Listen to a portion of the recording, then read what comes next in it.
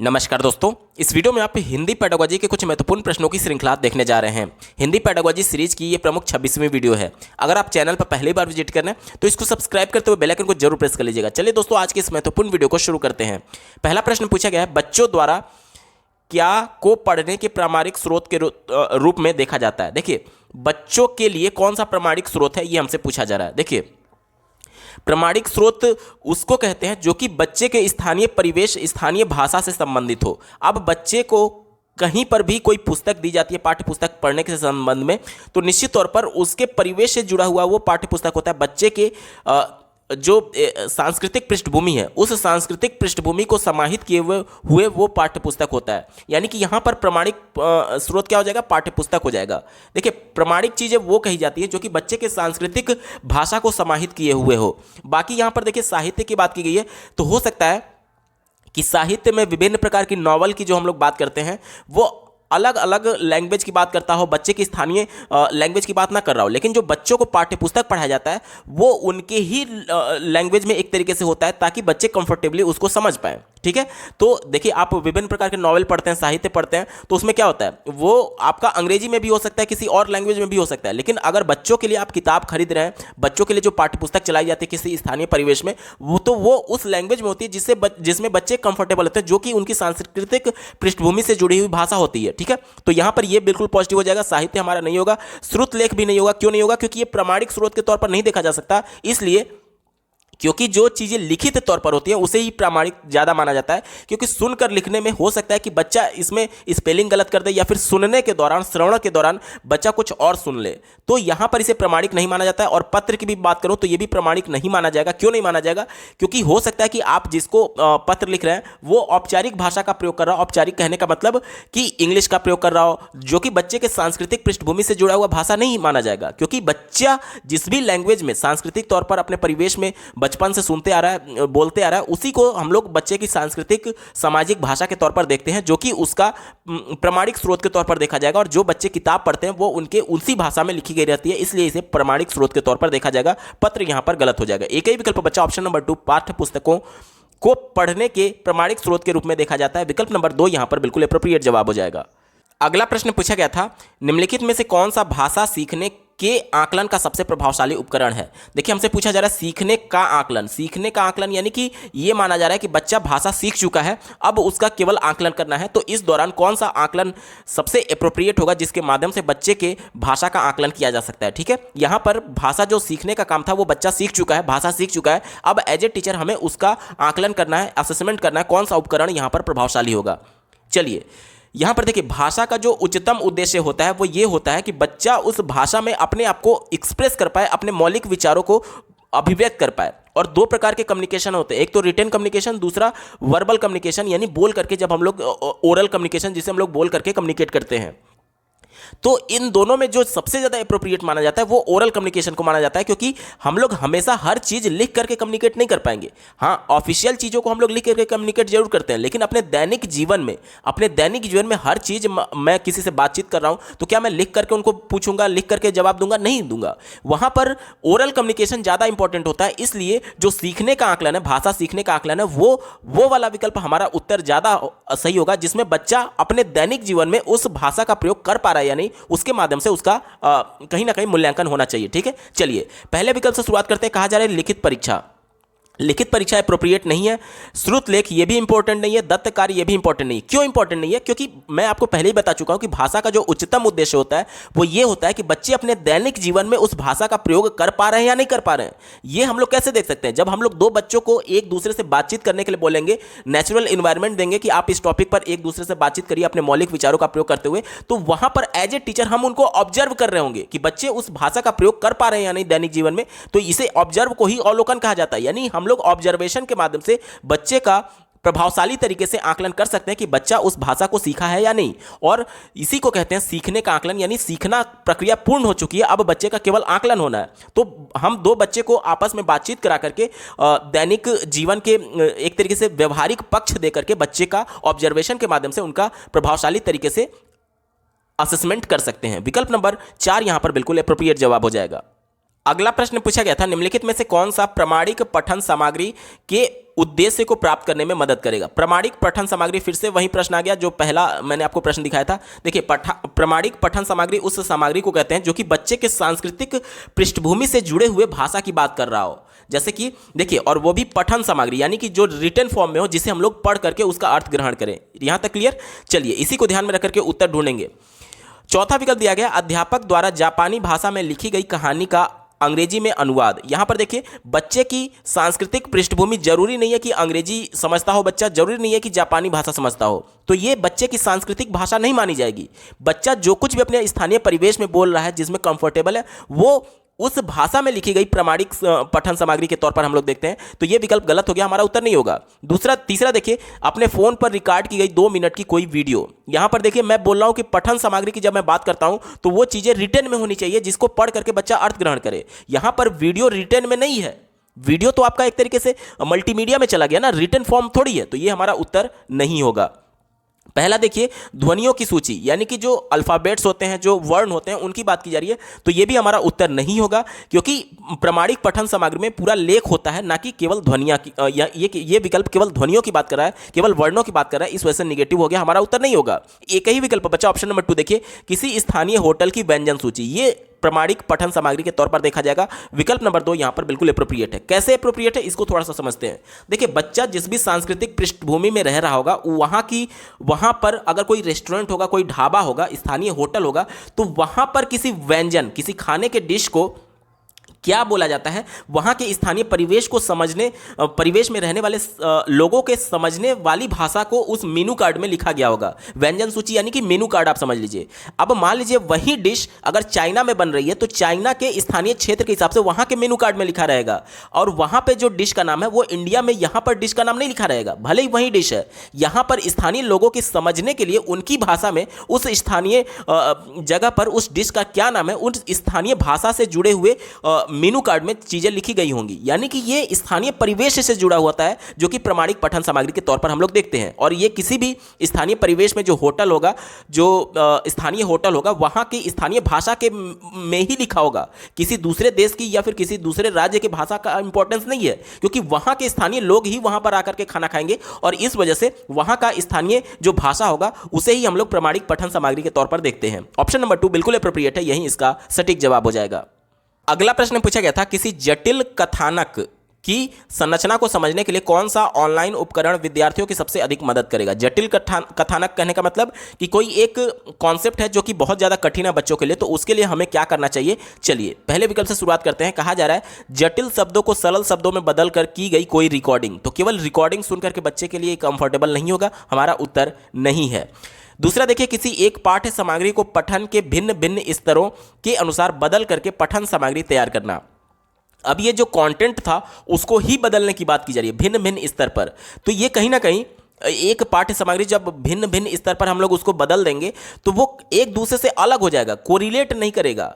कहने का मतलब कि जो भी चीज़ें आप मान लीजिए एक बड़े कॉन्सेप्ट को छोटे कॉन्सेप्ट में तोड़ रहे हैं, तो एक दूसरे से जुड़ा हुआ होना चाहिए, और ये भिन्न भिन्न स्तर के अनुसार अलग अलग बदलाने की बात कर रहा है, इस वजह से नेगेटिव हो गया, हमारा उत्तर नहीं होगा। चौथा देखिए, ऐसे खेल जिसमें पठन और प्रश्नों के उत्तर देने के लिए सिक्कों का पुरस्कार दिया जाता है। देखिए, सिक्कों का पुरस्कार ये एक्सटर्नल मोटिवेशन का काम करेगा, और एक्सटर्नल मोटिवेशन बहुत शॉर्ट पीरियड के लिए होता है, जिसे हम लोग निगेटिव तौर पर देखते हैं। जैसे कि मान लीजिए आपके घर में छोटे बच्चे रहे होंगे, छोटे बच्चे हैं, तो अगर आप उनसे बोलेंगे, जिनमें अभी नैतिकता नहीं है, मान के चलिए 3 से 4 साल का बच्चा है, ठीक है, जब आप उनसे बोलेंगे कि बेटा एक गिलास पानी ला दो, वो नहीं लाएगा। लेकिन जैसे ही आप बोलेंगे बेटा एक गिलास पानी ला दो, मैं आपको एक चॉकलेट दूंगा, दौड़ करके भाग करके जाएगा, एक गिलास पानी ला करके आपको देगा, और तुरंत बोलेगा मेरा चॉकलेट दीजिए। वो आपको क्या लग रहा है, वो आपके कहने पर पानी लाया था? नहीं, वो चॉकलेट की लालच में पानी लाया था। यहां पर चॉकलेट जो है वो एक्सटर्नल मोटिवेशन का काम कर रहा था बच्चे के लिए। लेकिन कभी ना कभी तो एक सैचुरेशन पॉइंट आएगा, एक ऐसा समय आएगा जब बच्चे का मन चॉकलेट से भर जाएगा। उसके बाद जब आप लाख बार भी कह लेंगे कि बेटा एक गिलास पानी ला दो, वो नहीं लाएगा, क्योंकि वो चॉकलेट की लालच में ला रहा था, यानी कि एक्सटर्नल मोटिवेशन की लालच में ला रहा था। अब एक्सटर्नल मोटिवेशन, वो जो भी चीज थी, वो अब उसको मोटिवेट नहीं कर रही है, इस वजह से वो काम भी नहीं करेगा। इसलिए जो एक्सटर्नल मोटिवेशन होता है, यहां पर देखिए सिक्कों का जो पुरस्कार दिया जा रहा है, ये एक्सटर्नल मोटिवेशन है। एक सैचुरेशन पॉइंट के बाद, एक समय के बाद, ये कहीं ना कहीं बच्चे को मोटिवेट नहीं करती है, इस वजह से ये नेगेटिव तौर पर देखा जाता है। एक्सटर्नल मोटिवेशन हमारा उत्तर नहीं होगा। एक ही विकल्प बचा ऑप्शन नंबर 3। देखिए, एक ऐसा मानस मानचित्रण जिसे माइंड मैपिंग कहते हैं के कार्यक्रम जिसमें विचारों को अलग अलग घटकों में प्रस्तुत किया गया हो। यहां पर अलग अलग देख करके आप इसको निगेटिव मत समझ लीजिएगा। यहां पर मैं थोड़ा सा एक्सप्लेन करता हूं। देखिए, माइंड मैपिंग क्या होता है कि जैसे बच्चे ने एक कॉन्सेप्ट सीखा, अब उस कॉन्सेप्ट का यूज करके दूसरा कॉन्सेप्ट सीख रहा है, तो उसे हम लोग माइंड मैपिंग कहते हैं। जैसे कि ध्यान से समझिएगा, अगर मैं ये बच्चे को प्रमेय पढ़ाता हूं कि एक त्रिभुज के तीनों अंतःकोणों का योग 180 अंश होता है, ये प्रमेय मैंने बच्चे को बता दिया और बच्चा इसको समझ भी लिया। अब एक दूसरा प्रश्न मैं बच्चे को देता हूं कि एक ऐसा त्रिभुज है जिसमें ये मान लीजिए कि 30 अंश का हो गया, ये मान लीजिए कि 60 अंश का हो गया, तो ये कोण कितने अंश का होगा। तो अगर बच्चा इस पहले वाले कॉन्सेप्ट, पहले वाले प्रमेय को अप्लाई करते हुए दूसरे वाले प्रश्न को सॉल्व कर पा रहा है, यानी कि कहीं ना कहीं जो कॉन्सेप्ट उसने सीख लिया है वो उस प्रमेय को, उस अवधारणा को दूसरे परिस्थिति में अगर उसको ढाल पा रहा है, तो इसे ही हम लोग मानस मानचित्रण कहते हैं या फिर माइंड मैपिंग कहते हैं। ठीक है, यानी कि एक परिस्थिति में सीखी गई जो भी अवधारणा उसका दूसरी परिस्थिति में यूज करना। ठीक है, तो यहां पर जब अलग अलग घटकों में प्रस्तुत किया जाएगा, जैसे कि मान लीजिए कि हमें पूरा बच्चे को त्रिभुज कॉन्सेप्ट पढ़ाना था। त्रिभुज तो बहुत बड़ा कॉन्सेप्ट है, इसमें विभिन्न प्रकार के प्रमेय हैं। तो हम लोग क्या कर रहे हैं कि बच्चे को अलग अलग कॉन्सेप्ट कर दिए। अलग अलग कॉन्सेप्ट का मतलब कि छोटे छोटे पार्ट्स में तोड़ दिए, जो कि अलग अलग कॉन्सेप्ट हो गया, और उसके बाद से एक कॉन्सेप्ट का दूसरे से कोरिलेशन करते हुए, सबको एक दूसरे से यूज करते हुए जब हम लोग सिखाएंगे, तो एक बड़ा पूरा कॉन्सेप्ट पूरा तैयार हो जाएगा। यानी बच्चा धीरे धीरे त्रिभुज पूरा टॉपिक समझ जाएगा। यानी कि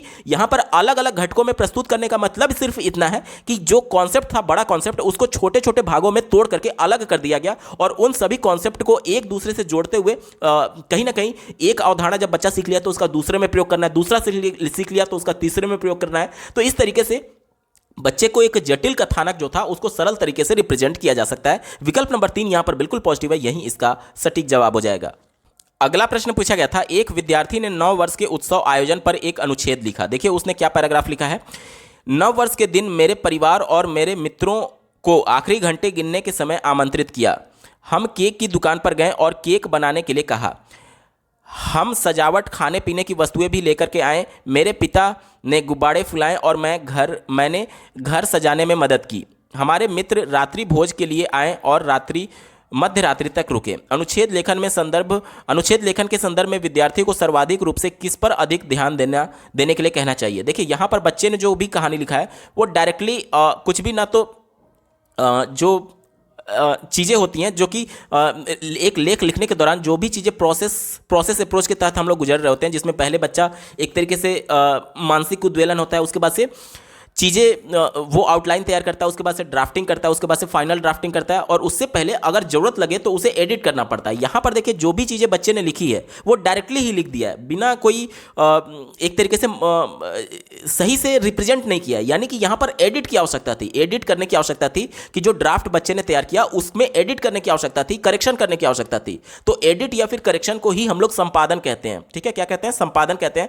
तो ऑप्शन नंबर 4 यहाँ पर बिल्कुल सटीक जवाब हो जाएगा, क्योंकि देखिए विचारों को समेटना, यहां पर सभी विचारों को तो समेट दिया गया है, तो ये हमारा उत्तर नहीं होगा। संरचना यानी कि स्ट्रक्चर बनाने की बात की जा रही है, तो ये भी हमारा उत्तर नहीं होगा। प्रारूपण यानी कि ड्राफ्टिंग की बात की जा रही है, तो ड्राफ्ट बना करके बच्चा लिख तो दिया है, लेकिन ड्राफ्ट के बाद उसको एडिट करने की आवश्यकता थी कि जो भी उसने लिखा है उसमें कुछ करेक्शन करने की जरूरत है, क्योंकि डायरेक्टली उसने सब कुछ लिख दिया है। ठीक है, इस वजह से यहां पर एडिट करना, इसे संपादन कहते हैं। ऑप्शन नंबर 4 यहां पर बिल्कुल सटीक जवाब हो जाएगा। अगला प्रश्न पूछा गया था, निम्नलिखित में से किस शिक्षण शास्त्र का अर्थ है कि बच्चों के अनुभव, उनकी बात, उनकी सक्रिय भागीदारी को प्रमुखता देनी है। इस प्रकार के शिक्षा शास्त्र के लिए बच्चों के मनोवैज्ञानिक विकास और रुचियों को ध्यान में रखकर के अधिगम की योजना बनानी चाहिए। यानी बच्चों के अनुभव, बच्चों को केंद्र में रखने की बात की जा रही है और उनकी सक्रिय भागीदारी की बात की जा रही है। तो ये किस शिक्षा शास्त्र में होता है? ये बाल केंद्रित शिक्षा में होता है, जिसमें बालक केंद्र में है, उसके अनुभव को ही आधार बनाते हुए उसको आगे की शिक्षा दी जाती है। विकल्प नंबर 2 यहां पर बिल्कुल एप्रोप्रिएट है, क्योंकि ये सक्रिय भागीदारी के माध्यम से, अन्वेषण के माध्यम से, खोज के माध्यम से अपने ज्ञान का निर्माण करते हैं। ऑप्शन नंबर 2 सटीक उत्तर है। अगला प्रश्न पूछा गया था, समालोचनात्मक शिक्षण शास्त्र दृढ़ता से किस बात पर विश्वास करता है? समालोचनात्मक शिक्षण शास्त्र यानी कि ऐसा पेडागोजिकल एस्पेक्ट की बात की जा रही है जिसमें बच्चे को क्रिटिकली थिंकिंग करने का मौका दिया जा रहा है। तो ये किस बात पर ज्यादा विश्वास करता है? चौथे विकल्प से शुरुआत करेंगे, शिक्षार्थियों को स्वतंत्र रूप से तर्क करने की आवश्यकता नहीं है। तो ये तो निगेटिव हो गया ना, क्योंकि समालोचनात्मक शिक्षण शास्त्र में बच्चे को क्रिटिकल थिंकिंग करने का मौका दिया जाता है और ये कह रहा है कि उनको स्वतंत्र रूप से तर्क ही करने की आवश्यकता नहीं है। तो ये नेगेटिव हो गया, हमारा उत्तर नहीं होगा। तीसरा देखिए, शिक्षक को सदैव कक्षा में निर्देशों में आगे रहना चाहिए, ये भी विकल्प नेगेटिव है। आज हम लोग बाल केंद्रित शिक्षा की बात करते हैं, बालक के अनुभव की बात तभी होगी जब हम लोग संरचनावाद की बात करेंगे। बालक केंद्र में है तो उसमें बालक सक्रिय भागीदारी के माध्यम से अपने ज्ञान का निर्माण स्वयं करेगा। वहां पर केवल बच्चे जो हैं वो ज्ञान के प्राप्त करता नहीं है बल्कि ज्ञान के निर्माण करता है। वो सिर्फ इंस्ट्रक्शंस को सुन करके ज्ञान को हासिल नहीं कर पाएंगे। बच्चे एक तरीके से पेन ड्राइव थोड़ी है कि डेटा ट्रांसफर हो जाएगा। बच्चे सक्रिय भागीदारी के माध्यम से अपने ज्ञान का निर्माण खुद करते हैं, अन्वेषण के माध्यम से। इस वजह से कहा जा रहा है कि शिक्षक सदैव कक्षा में निर्देशों में आगे रहना चाहिए। तो ये गलत हो गया। पहला देखिए, बच्चे विद्यालय के बाहर जो कुछ भी सीखते हैं वह अप्रासंगिक है। विद्यालय के बाहर यानी बच्चे के परिवेश की बात की जा रही है। बच्चा जो कुछ भी परिवेश में देखता है उसी से जोड़ करके उसको आगे की शिक्षा दी जानी चाहिए। एनसीएफ 2005 ये कहता है, यानी कि कहीं ना कहीं वो उसके लिए प्रासंगिक होगा। और विकल्प कह रहा है कि अप्रासंगिक है, तो निगेटिव हो गया, हमारा उत्तर नहीं होगा। एक ही विकल्प बचा, ऑप्शन नंबर 2 देखिए, शिक्षार्थियों के अनुभव तथा दृष्टिकोण महत्वपूर्ण है। ये विकल्प सबसे ज्यादा एप्रोप्रिएट है, क्योंकि जब हम लोग बच्चे को क्रिटिकल थिंकिंग करने का मौका दे रहे हैं यानी कहीं ना कहीं उसके अनुभव को आधार बना रहे हैं, तभी उसके अनुभव, उसके पूर्व ज्ञान को आधार बनाते हुए नई शिक्षा की बात करते हैं। तो बच्चे का केंद्र में होने के लिए उसका अनुभव इंपॉर्टेंट है। विकल्प नंबर 2 यहां पर बिल्कुल एप्रोप्रिएट जवाब हो जाएगा। अगला प्रश्न पूछा गया था, यदि शिक्षक नया पाठ पढ़ाने से पहले विद्यार्थियों को मनोरंजन से जुड़ी गतिविधियों में संलग्न करते हैं तो क्या उद्देश्य हो सकता है।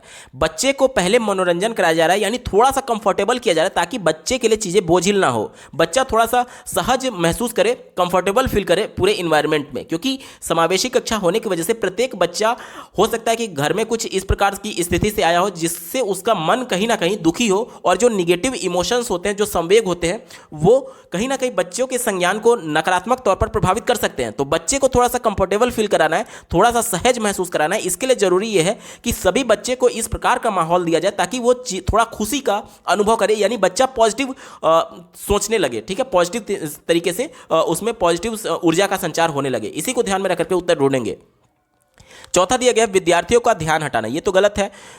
पाठ आरंभ करने के पूर्व विद्यार्थियों को अनुशासन में करना, यह भी गलत है। देखिए, आज कोई भी एक ऐसा गतिविधि जो कि बच्चों को बाहर से अनुशासित करने की बात करे वो हमेशा निगेटिव होता है, क्योंकि संरचनावाद बच्चों को स्व अनुशासन के लिए प्रेरित करता है। स्व अनुशासन क्या होता है? संरचनावाद ये मानता है कि अगर बच्चे का किसी काम के प्रति रुचि है, किसी काम में वो इंटरेस्ट ले रहा है, तो वह खुद से इंटरनली मोटिवेटेड होगा चीजों को सीखने के संदर्भ में। उसे बाहर से एक तरीके से नियंत्रित करने या फिर कंट्रोल करने या फिर अनुशासन में रखने की कोई भी आवश्यकता ही नहीं होगी, क्योंकि बच्चा जब रुचि लेगा तो पूरा ध्यान अपने अधिगम पर लगाएगा और उस दौरान उसको बाहर से कंट्रोल करने की आवश्यकता ही नहीं है। इसलिए निगेटिव हो गया, हमारा उत्तर नहीं होगा। तीसरा देखिए, कार्यभार को कम करना, यानी ये टीचर की बात कर रहा था कि टीचर का जो कार्यभार है उसको कम करने के लिए। तो जो भी विकल्प टीचर की बात करें वो हमारा उत्तर कभी भी नहीं होगा, क्योंकि आज हम लोग बाल केंद्रित शिक्षा की बात करते हैं जिसमें बालक केंद्र में और बालक की ही बात होनी चाहिए। यह विकल्प गलत हो गया।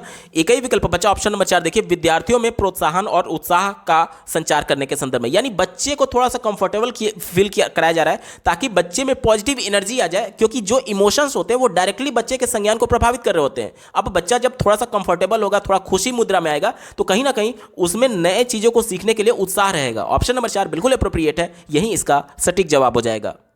अगला प्रश्न पूछा गया था, मनुष्य अनुभव के माध्यम से भाषा ठीक उसी प्रकार से सीखते हैं जिस तरीके से अन्य कौशल सीखते हैं।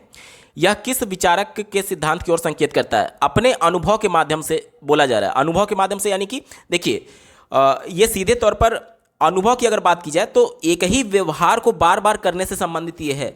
ये इस प्रकार का अनुभव मत समझ लीजिएगा कि एक तरीके से जो संरचनावाद मानता है कि खुद करके अनुभव करने पर, नहीं, वो वाली बात नहीं की गई है। देखिए क्या कहा जा रहा है, अनुभव के माध्यम से भाषा ठीक उसी प्रकार से सीखते हैं जिस तरीके से अन्य कौशल सीखते हैं। तो यह किस विचारक के सिद्धांत की ओर संकेत करता है? तो ये स्किनर की तरफ संकेत करता है। स्किनर की तरफ क्यों? क्योंकि बाकी के 3 विकल्प आप देखेंगे तो ये और ये तीनों जो हैं वो संरचनावाद से जुड़े हुए हैं। तो तीनों तो संरचनावाद अनुभव पर आधारित ही शिक्षा की बात करता है। तो ये तीनों तो हमारे हो नहीं सकते, क्योंकि 3 विकल्प हम चुनेंगे नहीं। एक ही विकल्प इससे अलग है, स्किनर, जो कि व्यवहारवाद से जुड़े थे। वो ये मानते थे कि अगर कोई भी बच्चे को कुछ पुनर्बलन दिया जाए तो वो काम को बार बार दोहराना चाहेगा, यानी बार बार वही काम करना चाहेगा अगर उस काम को करने से उसको कुछ खुशी मिली या फिर कुछ इनाम मिला।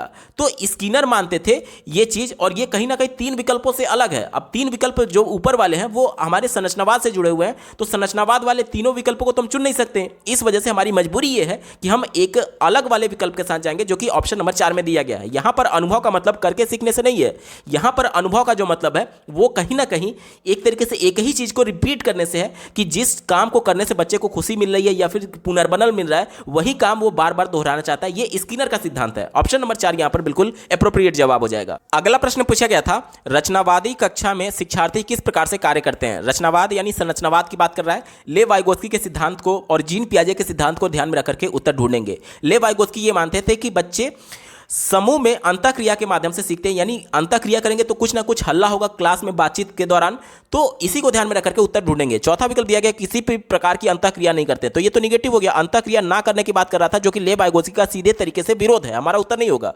केवल शिक्षा के साथ ही अंतःक्रिया करते हैं, केवल एकमात्र एक ही, पूर्ण रूप से, संपूर्ण रूप से ही, सिर्फ, ये जितने भी वर्ड होते हैं विकल्प को संकुचित कर देते हैं, कभी भी हमारा उत्तर नहीं होगा। अपनी कापियों में सभी विकल्प लिखते हैं, तो ये सिर्फ और सिर्फ नकल है, क्योंकि सक्रिय भागीदारी के माध्यम से अपने एक तरीके से ज्ञान का निर्माण स्वयं करते हैं, रचनावाद ये मानता है। और ये विकल्प क्या कह रहा है कि सिर्फ कॉपियों में विकल्प लिखते हैं, तो कहीं ना कहीं ये संकुचित हो गया, क्योंकि सीधे तौर पर इंटरेक्शन नहीं हो रहा है, और जब तक इंटरेक्शन नहीं होगा तब तक ले वाइगोत्स्की ये मानते थे कि बच्चा कुछ भी नया नहीं सीख रहा है। ठीक है, तो ये गलत हो गया। एक ही विकल्प, बच्चा समूह में अंतःक्रिया करते हैं और कक्षा में आवाजें करते हैं, बिल्कुल सही बात है। अब जाहिर सी बात है, जब बच्चा एक दूसरे से इंटरेक्शन करेगा तो कुछ ना कुछ तो आवाज आएगा, यानी कि अगर कक्षा बिल्कुल भी शांत है, बिल्कुल ही शांत है, तो इसका मतलब भी है कि कक्षा में बच्चे सक्रिय नहीं है, बिल्कुल निष्क्रिय है, तभी तो आवाज नहीं आ रही है। यानी सक्रिय होंगे तो कुछ ना कुछ तो आवाज आएगी, और सक्रिय हैं इसलिए आपस में ग्रुप में इंटरेक्शन कर रहे हैं। विकल्प नंबर 1 यहां पर बिल्कुल एप्रोप्रिएट है, यही इसका सटीक जवाब हो जाएगा।